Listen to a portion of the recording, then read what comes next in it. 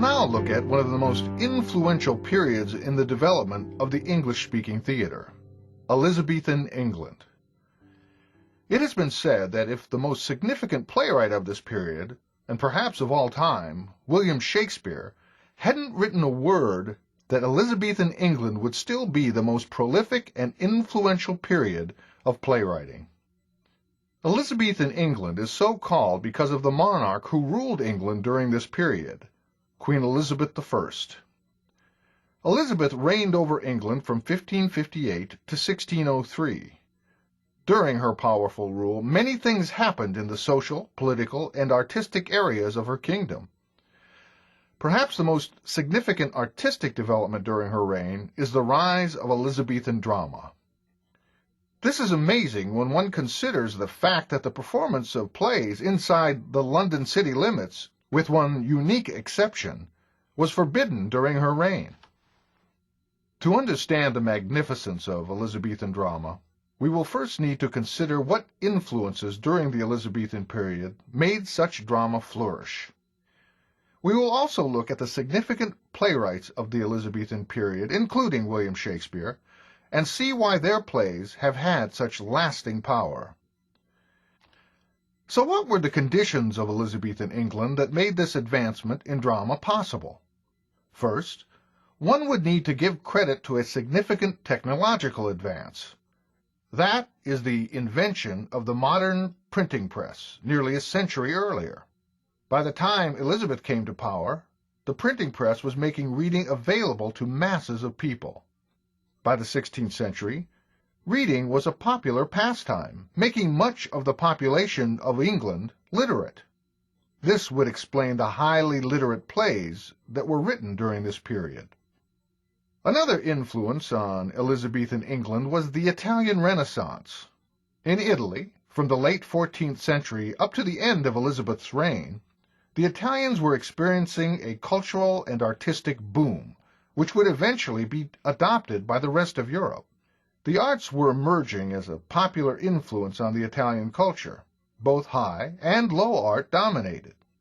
It was during this period in Italy that the commedia dell'arte became popular. By the time Elizabeth came into power, England was adopting this appreciation of the arts. Perhaps the most significant figure of respect from the Italian Renaissance that influenced Elizabethan drama was the ancient Roman tragic playwright Seneca. Seneca's plays were written in Latin and admired in Italy during the Renaissance. Since Latin was the language of law in England, it was taught to the young schoolboys. Seneca's plays were taught as a part of the lessons in Latin. Schoolboys would read Seneca's plays and translate them into English. Nearly every young man in Elizabethan England who was educated knew the plays of Seneca, and the structure of his plays were used by the playwrights of England. This education would come to create a prominent group of playwrights known as the University Wits. We'll discuss this group of playwrights in a later section. Seneca was also influential in that the 5-act structure of his plays were adopted by Elizabethan playwrights almost without exception. Another significant development in Elizabethan England was the shift of the seats of learning from the churches of England to the universities. During the medieval period, which preceded Elizabeth's reign, all teaching occurred in the churches and was supervised by the heads of the churches. The monasteries were still teaching the boys during Elizabeth's reign, but the truly influential seats of learning occurred in the newly formed universities. As a result of this shift, we see a move from the spiritual point of view to more secular themes. Where God was seen as the center of the universe in the preceding period, in the era dominated by the Italian Renaissance, man was seen as the center of the universe.